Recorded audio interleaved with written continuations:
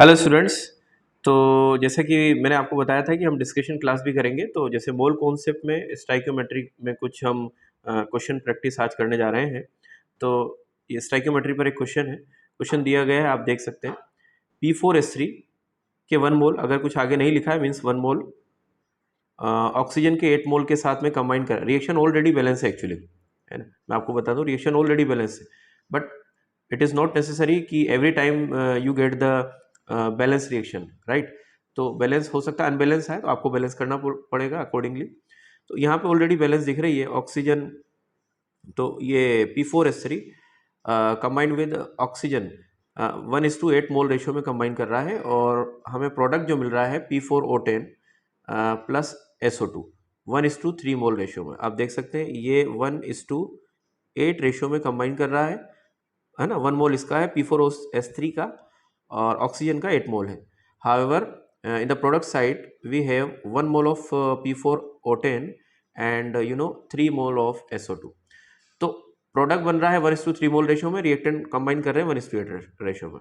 Overall बात ये question में कह रहा है calculate minimum mass of P4S3 is require to produce at least, ध्यान रखें ये मैंने नीचे लिखा हुआ at least 1 gram of each product. मतलब ये दोनों जो प्रोडक्ट है इनका 1 ग्राम एटलीस्ट बनना चाहिए।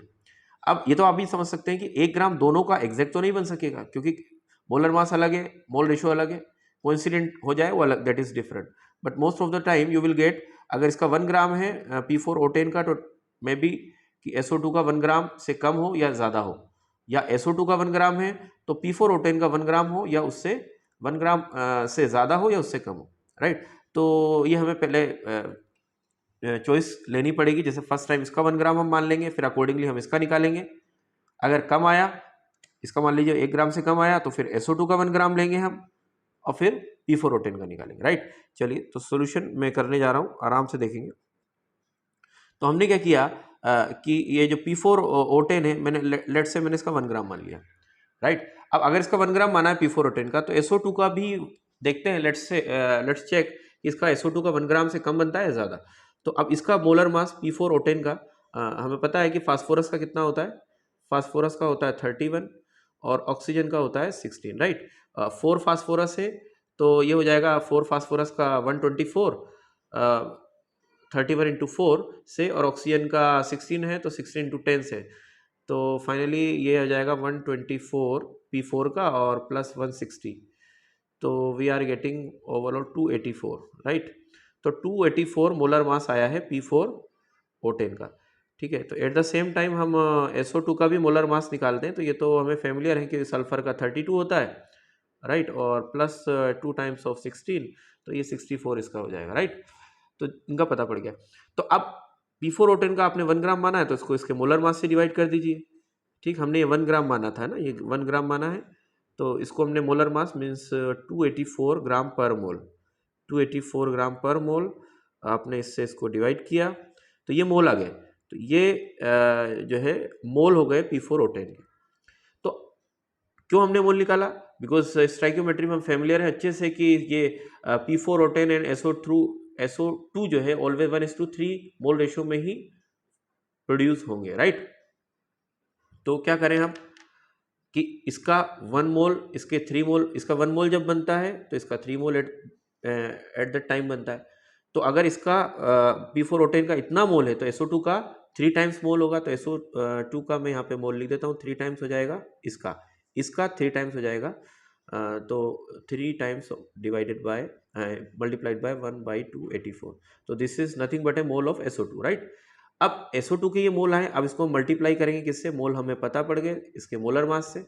मोलर मास 64 है, तो यू कैन सी 64 × 3 कितना आएगा, लगभग 192। तो 192 डिवाइडेड बाय 284, इसको थोड़ा सा अपन अलग कर देते हैं। तो 192 divided by 284 means less than 1 ग्राम। तो 1 ग्राम से कम SO2 का हमें मास मिल रहा है, बट क्वेश्चन में कह रहा है हमें कि एटलीस्ट 1 ग्राम तो दोनों का बनना ही चाहिए। तो SO2 का 1 ग्राम से कम बनना है, तो first choice is eliminate, right. So we are taking, तो ये पॉसिबिलिटी हम इसको एलिमिनेट कर देते हैं। ये जो फर्स्ट हमारी जो पॉसिबिलिटी थी, फर्स्ट चॉइस बोल दीजिए, ये हमारी एलिमिनेट हो गई। सेकेंड चॉइस हम लेते हैं तो डेफिनेटली सेकंड चॉइस ही हमारी राइट होगी, करेक्ट होगी, जिसमें हम क्या करेंगे, मैं फिर से इक्वेशन लिख देता हूँ, P4S3 प्लस 8O2 से P4O10 plus 3 times of SO2। तो अब इसको मैंने 1 ग्राम लिया, मोलर मास से डिवाइड किया, डिवाइडेड बाय 64, इसके मोल हो गए SO2 के।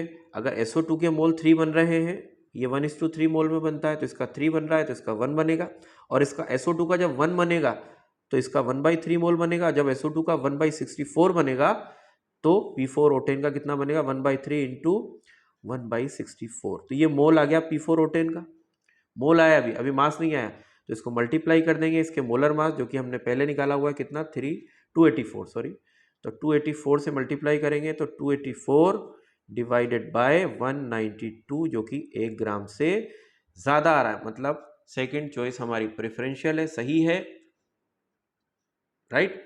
तो SO2 का अगर 1 ग्राम लेते हैं तो P4O10 का हमें 1 ग्राम से ज़्यादा मिलता है, तो ये सही है। अब हमें पूछा क्या है, मिनिमम मास, इसका मिनिमम मास कितना लेना होगा। तो अब आ जाएगा आंसर, इसका मिनिमम मास तो डेफिनेटली हमें इसी से निकालना पड़ेगा, किससे, SO2 वाले से, ठीक। तो SO2 का 3 मोल बनता है इसके 1 मोल से, SO2 का 3 मोल बनता है इसके 1 मोल से, तो SO2 का 1 मोल से 1 मोल कितने से बन रहा होगा, इसके 1/3 से। तो SO2 के कितने मोल हैं यहाँ पे, right now we have 1/64, so we are getting 1/3 into 1/64 moles of P4S3।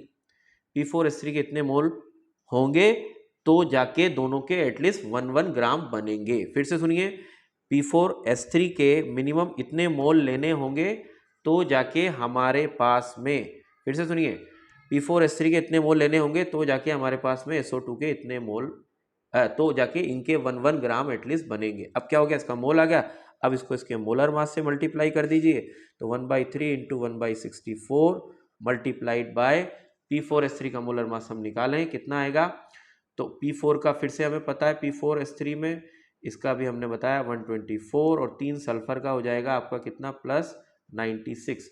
So finally we have 220 gram. तो 220 मोलर मास से मल्टीप्लाई किया, मल्टीप्लाई करेंगे तो 220 डिवाइडेड बाय 192, तो it's comes out to be I think 1.14 gram, ये हमारा answer आएगा। मतलब मिनिमम हमें P4S3 का बेटा इतना ग्राम, 1.14 ग्राम अगर हम लेंगे P4S3 का, तो P4 इसका अगर मिनिमम कितना लेंगे, 1.14 ग्राम अगर लेंगे तो P4O10 और SO2 का एटलीस्ट 1-1 ग्राम बनेगा। इसका 1 ग्राम बनेगा SO2 का, और इसका 1 ग्राम से ज़्यादा। आई होप ये क्वेश्चन आपको समझ में आया होगा। Thank you.